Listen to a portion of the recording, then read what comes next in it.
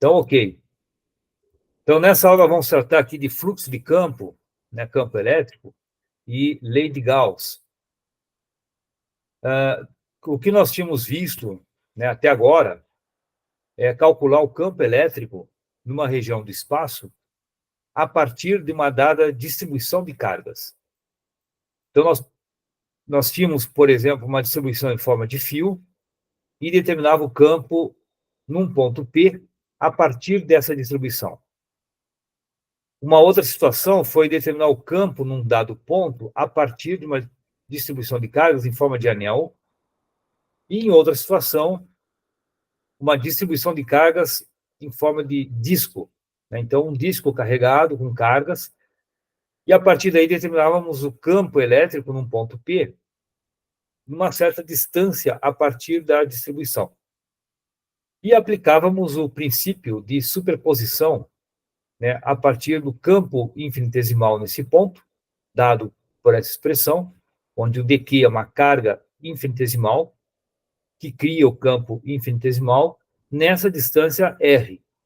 E o campo total é uma integral dos campos infinitesimais. Então, nós fazemos sempre desse jeito, aplicando o princípio da superposição, né, utilizando essa integração, sabendo a distribuição de cargas, né, a densidade de cargas, se for o caso de um disco, uma densidade superficial, ou de um anel, ou até mesmo de uma linha, uma densidade linear de cargas. E a partir dessa densidade, determinava o campo no ponto P. O que nós vamos agora perceber é que é possível a gente inverter essa questão, né? Se for considerada uma região de espaço, e aqui eu desenhei essa caixinha, essa é uma caixinha matemática, e sabendo a configuração de campo em torno dessa caixinha, o que podemos dizer a respeito da carga que está no interior dessa caixa? Então, para saber se há ou não campo elétrico nessa região do espaço, nós sempre utilizamos uma carga de prova, essa Q0, que eu chamei aqui de Q0. Se sobre essa carga existir uma força, tanto repulsiva quanto atrativa, significa que nesse ponto existe um campo elétrico. Agora, se a força for nula, né, não há nenhuma força atuando sobre a carga Q0, que é a carga de prova, significa que o campo nesse ponto é zero. Não há campo elétrico nessa região. Então, utilizando essa carga de prova, a gente pode mapear e ver a configuração de campo elétrico em torno dessa região do espaço considerado, em torno desse volume considerado. Aí nós podemos ter uma ideia aqui da configuração de campo, sempre utilizando essa carga de prova e vendo se a força for uma força repulsiva, significa que aqui, nessa região, existe um campo elétrico divergente. E a partir dessa configuração, nós vamos determinar a carga que dá origem a esse campo, ou a configuração de cargas que dá origem a esse campo. Tá ok? Então, para isso, né, para poder determinar a carga ou distribuição de cargas que dá origem a essa configuração de campo, nós vamos partir do conceito de fluxo. O fluxo infinitesimal, que aqui eu chamei de dφ, é dado pelo produto escalar do campo elétrico e área. Esse dA é uma área infinitesimal. Então, a área infinitesimal é um elemento de área dessa superfície considerada, por exemplo, que a superfície S1 dessa caixinha tem uma área infinitesimal dA. E essa área infinitesimal, esse elemento de área, tem um vetor normal, que é esse N chapéu. Isso aqui é o versor do elemento de área dA, desse vetor dA. O produto escalar E dA resulta no conceito de fluxo através dessa área. Então, o fluxo infinitesimal, dφ, vai ser o produto escalar do campo que cruza essa área infinitesimal, escalar a área infinitesimal, que é NdA, esse N chapéu dA. Isso aqui é um fluxo infinitesimal. O fluxo total nessa área S1 vai ser a integral dos fluxos infinitesimais. Então, integra sobre a área S1, então, que é a integração em S1 do dφ. Isso resulta o fluxo na área 1, que eu chamei de φ1. Então, o φ1 vai ser a integral sobre a área S1, que é essa área aqui, esse tampo dessa caixa, do produto escalar e dA. O dA é o N chapéu, dA escalar. Tá ok? Então, isso aqui é a definição do fluxo através, o fluxo de campo elétrico através da superfície S1. Sobre a superfície S2, nós vamos aplicar o mesmo conceito. Então, o φ2, que é o fluxo total nessa superfície S2, a superfície lateral que eu pintei. Então, essa superfície tem um versor, né, um vetor unitário, esse N chapéu. Então, o elemento de área de S2 também é um dA, vetor dA, que se escreve como N chapéu dA. Então, para o escalar E NdA, quando integrado sobre a superfície S2, é igual ao fluxo total φ2. E assim calculamos os fluxos através de cada uma das áreas. O φ1 na área 1, o φ2 na área 2, o φ3 na área 3, e assim por diante. Somando todas as áreas, né, os fluxos em todas as áreas, nós teremos o fluxo total desse campo através de toda a superfície dessa caixa. Então, a somatória, que é o φ1 mais φ2, mais φ3, mais φ4, mais φ5, mais φ6, são os fluxos, eu estou somando aqui os fluxos desses campos, né, do campo elétrico, através de cada uma dessas áreas dessa caixinha. E essa somatória corresponde à integral fechada em toda a superfície. Eu estou somando toda a superfície dessa caixa. São 6 superfícies. Então, vou fazer a integral fechada na superfície S, que é a superfície total, desse produto escalar, E escalar NdA. Isso dá o fluxo total através dessa superfície, dessa caixinha. Tá ok? Então, essa aqui é a definição de fluxo, né, o nosso φ, como a integral fechada sobre a superfície total de E escalar NdA, N chapéu dA. Isso é a definição de fluxo total desse campo através dessa superfície matemática, que aqui está desenhada em forma de cubo. Mas eu posso colocar essa superfície matemática de qualquer formato, e a definição não será alterada, porque teremos a integral fechada sobre a superfície total desse produto escalar, E escalar NdA. Tá ok? Então, veja que o fluxo total, a definição, é dada por uma integral fechada de uma superfície. O que nós queremos saber é o que está aqui dentro dessa superfície considerada. A partir dos fluxos, através dessa superfície fechada, nós vamos determinar o que está aqui dentro. Tá ok? Então, para isso, nós vamos ver a definição do produto escalar. Né? Uma outra forma de a gente ver isso aqui. O fluxo infinitesimal de φ é E escalar NdA. A definição de produto escalar, como é que nós fazemos esse produto escalar? É o módulo do primeiro vetor, que é esse módulo de E, o módulo do segundo vetor, que é o módulo de N, vezes o cosseno do ângulo entre E e N, entre o campo elétrico e o vetor normal, e vezes o dA. Então, isso aqui é a definição de produto escalar, entre dois vetores. Os vetores, então, em questão são o vetor campo elétrico através da superfície, certo? Essa figurinha aqui corresponde a um elemento dessa superfície. Eu pego a minha superfície, pego um pedacinho da superfície, um elemento de área, é um dA, e vejo que através desse dA cruza um campo elétrico, que é essa figurinha aqui. Isso aqui é o elemento de área, o meu dA, e esse dA vetor nós podemos escrever como N chapéu dA. Esse dA aqui é um escalar. Esse N chapéu é o vetor unitário perpendicular à área infinitesimal. E o campo elétrico é o que está cruzando essa área. Então, esse campo, que na figura anterior são esses vetores aqui em vermelho, eles são produzidos por uma carga que está aqui dentro, uma distribuição de cargas, que é essa figurinha que eu estou colocando aqui. Ó.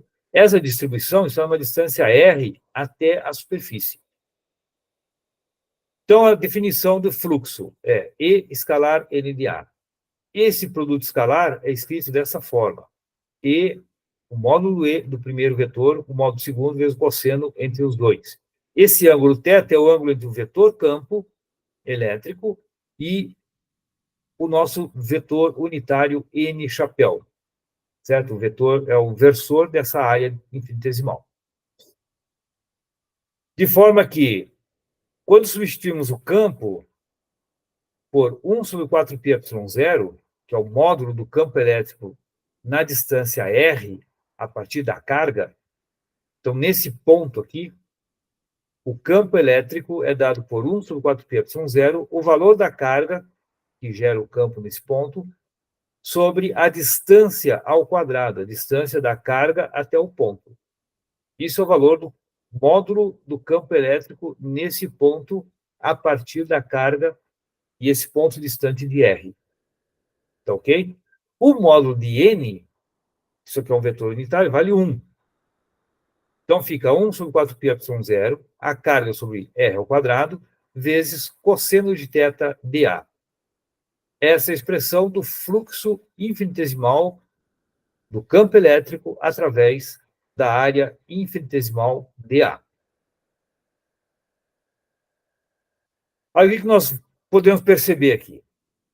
Eu pintei em azul aqui, cosseno de θ dA sobre R ao quadrado, isso é definição de ângulo sólido. Tá? Para quem não tem noção ou nunca ouviu falar disso aqui, procure, né, ou na internet, ou nos livros, o livro do Moisés, no Zensweig, tem uma definição sobre ângulo sólido, e poderão verificar que essa relação, cosseno θ dA sobre R ao quadrado, é o ângulo sólido, que aqui eu vou chamar de dômega.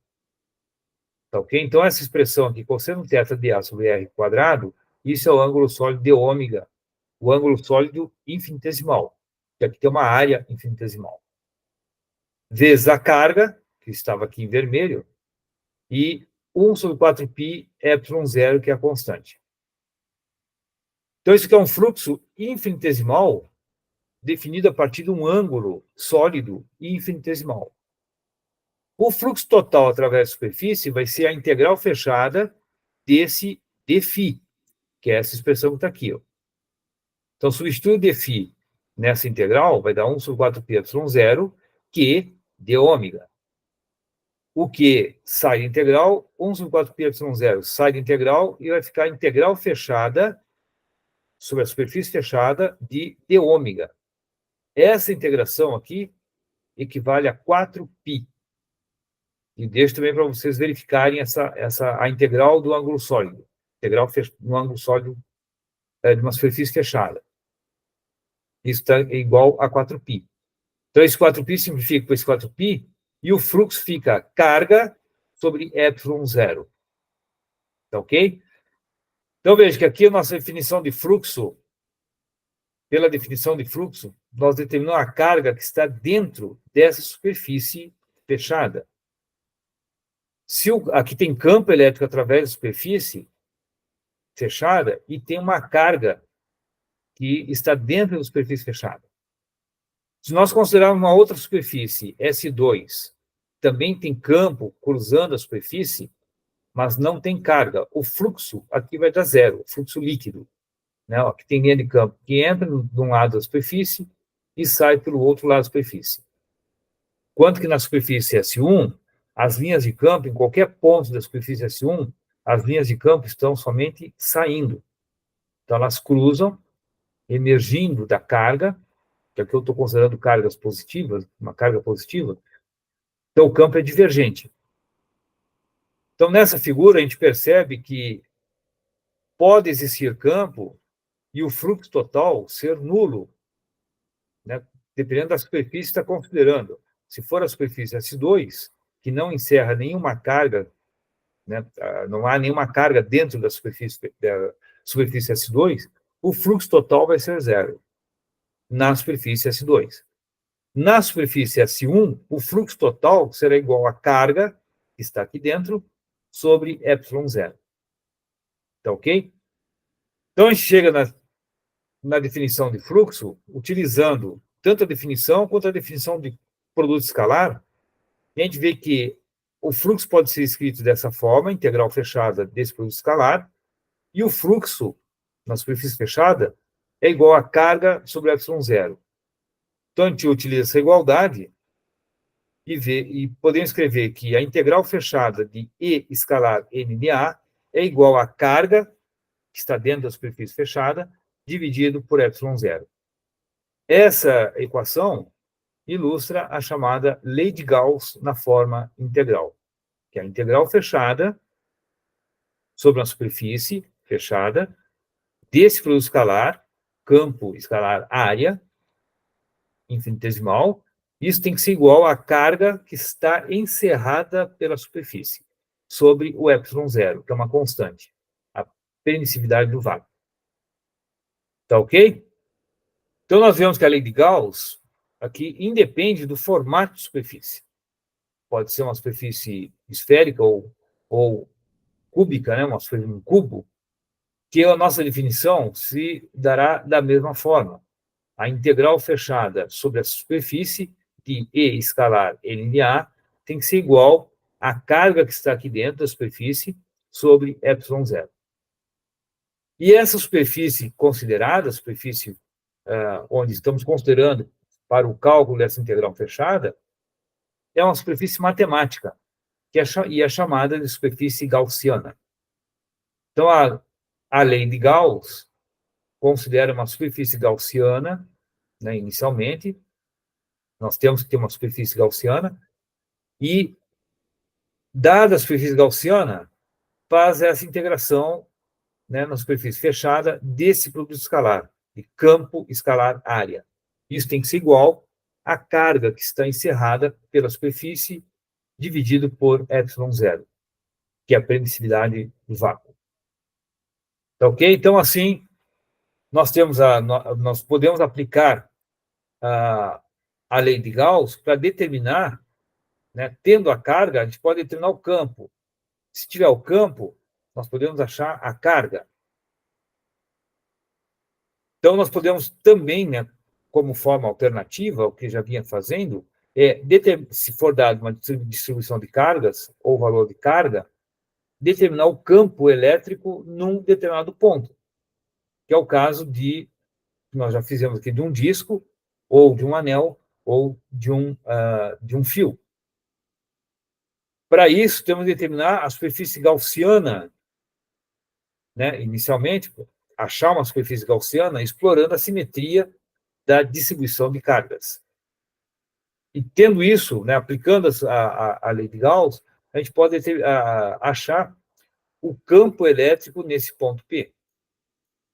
Então, para isso, nós temos, primeiro, determinar qual é a superfície gaussiana, e a superfície gaussiana tem que conter o ponto onde queremos achar o campo. E, a partir daí, fazer a conta para determinar o campo elétrico naquele ponto considerado. Tá ok? Então, assim, chega-se na equação da lei de Gauss, e nós vamos fazer agora aplicações dessa lei em distribuições de cargas, e comparar com o que já foi feito utilizando a técnica de integração. Então, eu vou só parar um pouco esse slide aqui, vou fechar, e compartilhar um outro slide com aplicações, com as aplicações da lei de Gauss, para a gente poder já fazer uma discussão a respeito. Então, aqui vocês veem que, ao aplicar a lei de Gauss,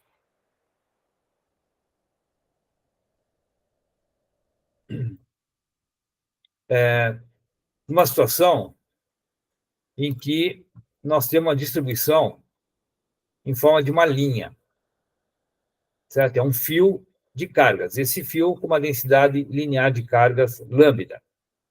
Então, o que nós já fizemos? Calculamos o campo elétrico no ponto P, utilizando, então, a técnica de integração, que parte do princípio de superposição, e chegamos numa expressão de campo elétrico naquele ponto, dado por essa expressão que está circundada aqui em vermelho. Veja que aqui está na direção J, que aqui eu coloquei as cargas na direção X, e estamos calculando o campo elétrico na direção Y, no ponto P. E esse ponto P está distante de A, certo? Esse Azinho é a distância da carga até o ponto. E a distribuição tem comprimento L.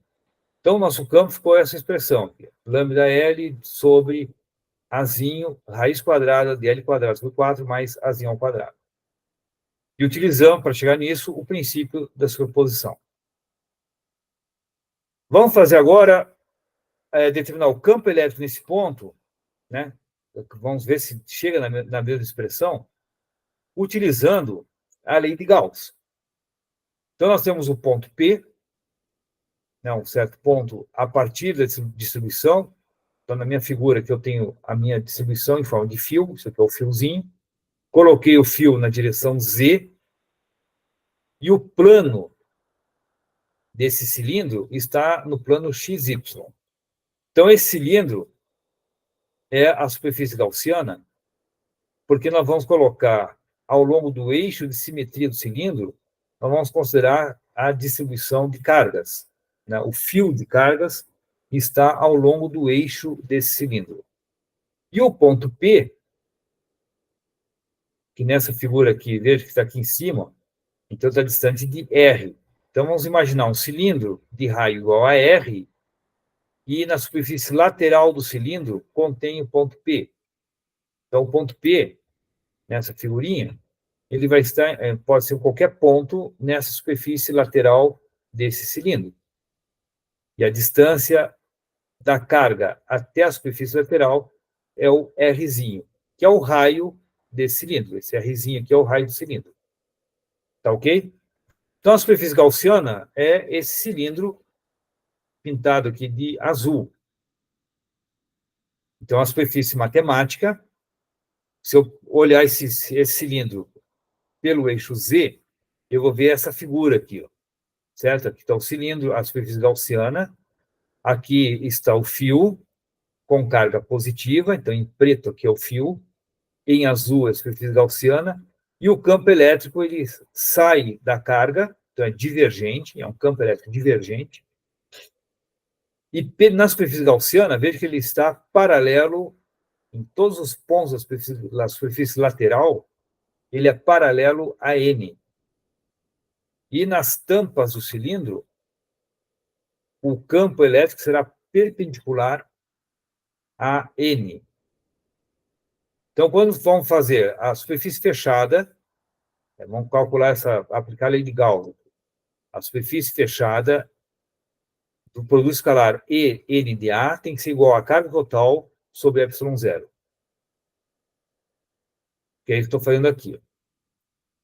Como o campo elétrico ele é paralelo ao vetor N, que é essa figurinha aqui, ó, em todos os pontos da superfície lateral desse cilindro, o N, o versor N e o vetor E são paralelos.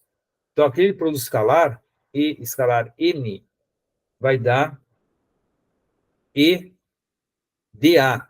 O módulo do N é 1, e o ângulo entre eles vai ser de 0, cosseno de 0 é 1. Então, fica E, módulo do campo, E, sem a flechinha em cima, dA, que é a parte escalar. Esse E sai da integral e fica a integral fechada dessa superfície gaussiana, né, de toda a área. Isso tem que ser igual à carga que está aqui dentro. a carga total, Q, sobre ε0. A superfície que nós estamos considerando é apenas a superfície lateral do cilindro. A área da superfície lateral vai dar 2πr vezes o comprimento L do fio. E assim, o campo, em qualquer ponto distante de R a partir do fio, onde está aqui em preto, que é o nosso fiozinho, esse R é a distância até o ponto que estamos considerando, o campo nesse ponto vai dar a carga total sobre 2πr L ε0 na direção do versor radial. Tá ok? Então, veja que aqui, pelo método de integração, chegou nessa expressão aqui que está circundada à esquerda. Essa expressãozinha, essa equação, a solução do campo no ponto P. Pela lei de Gauss, nesse mesmo ponto P, que agora o Rzinho da superfície gaussiana é igual à distância A, aplicando a lei de Gauss, chegamos nessa expressão que é carga sobre 2πrl ε0 na direção R chapéu, que é radial. Então, veja que nesse ponto P, se colocar o ponto P sobre o eixo Y, o versor R ele será idêntico ao versor J. Mas na lei de Gauss, como tem a simetria, então ele está em todas as direções. Né? Então, o campo ele é na direção radial, por isso esse R chapéu. Então, veja que as duas expressões aqui elas são diferentes. E nós temos que ter aqui o mesmo campo, na mesma distância, a partir da distribuição, a carga total é aqui a mesma, então a expressão tem que ser a mesma. E a gente vê que as expressões são diferentes. No entanto, quando fazemos essa consideração para fio infinito, a gente vê que essa expressão, obtida aqui pela integração, ela se transforma nessa expressão que está aqui embaixo. Esse 2 lambda sobre A na direção J. E aí nós vemos que, pela lei de Gauss, né, expressando a carga em termos de densidade linear de cargas, nós chegamos na mesma expressão, né, o mesmo módulo, o valor aqui é exatamente o mesmo do que obtido pela lei de Gauss. Isso nos mostra que a lei de Gauss, a solução da lei de Gauss, equivale à solução do método de integração, mas na condição de fio infinito. Então, a lei de Gauss ela é válida para distribuições infinitas de carga. Esse fio aqui tem que ser infinito para que a solução obtida seja idêntica à solução obtida pela lei de Gauss. Tá ok? E aqui vocês têm, de forma similar, o caso do disco. Você vai calcular o campo elétrico no ponto P, né, de uma distribuição de cargas em forma de disco. E aí, utilizando a superfície gaussiana também no cilindro, onde o ponto P está agora no tampo do cilindro. E vamos calcular a integral fechada em toda a superfície gaussiana. Mas observem que nos tampos o E é paralelo a N. E agora, na superfície lateral, o E é perpendicular a N. Então, nessa superfície, o produto escalar vai dar zero e fica apenas o produto escalar tanto no tampo de cima quanto no tampo de baixo. Então, ao aplicar a nossa lei de Gauss, se obtém a seguinte relação. Aqui eu chamei de S1, o tampo de cima, o S2, o tampo de baixo, e S3, a superfície lateral. Então, essa integral fechada é a soma dessas três parcelas. Isso tem que ser igual à carga interna sobre ε0. Esse produto escalar, aqui na S3 vai dar zero, porque o campo é perpendicular ao versor N. E na superfície S2 e S1, o campo é paralelo ao N. Então, na figura, a gente vê, na figurinha que eu fiz aqui, vocês poderão ver que, tanto na superfície de cima quanto na de baixo, o campo elétrico será paralelo ao versor N. Então, esse produto escalar vai dar EDA, que é o que aparece aqui. EDA mais EDA. Então, dá 2 vezes EDA. Certo? Que é essa somatória que está aqui. Ó. E com isso, o campo elétrico no ponto P produzido pelo disco vai dar a carga total sobre 2A ε0, onde A é a área desse disco.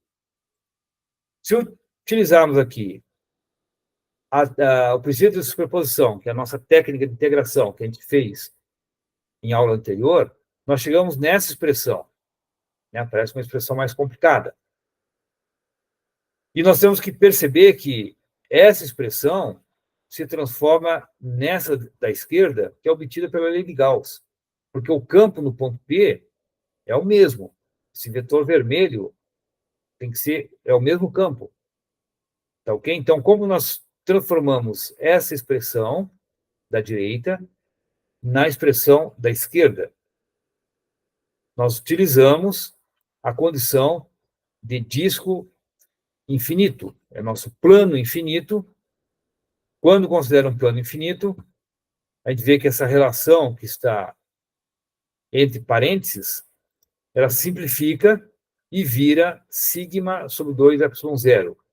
Essa expressão fica idêntica à expressão obtida pela lei de Gauss, o que nos permite, novamente, concluir que a lei de Gauss é válida apenas para distribuições infinitas de carga. Então, é um plano de raio infinito ou um fio de comprimento infinito. Tá ok?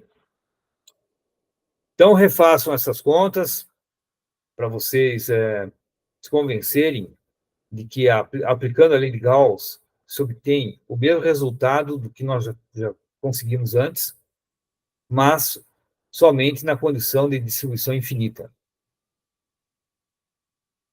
Tá ok? Então, era isso. Refaçam as contas.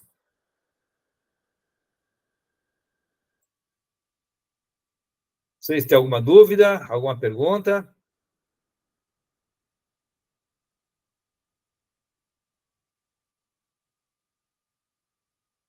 Vou encerrar aqui a gravação.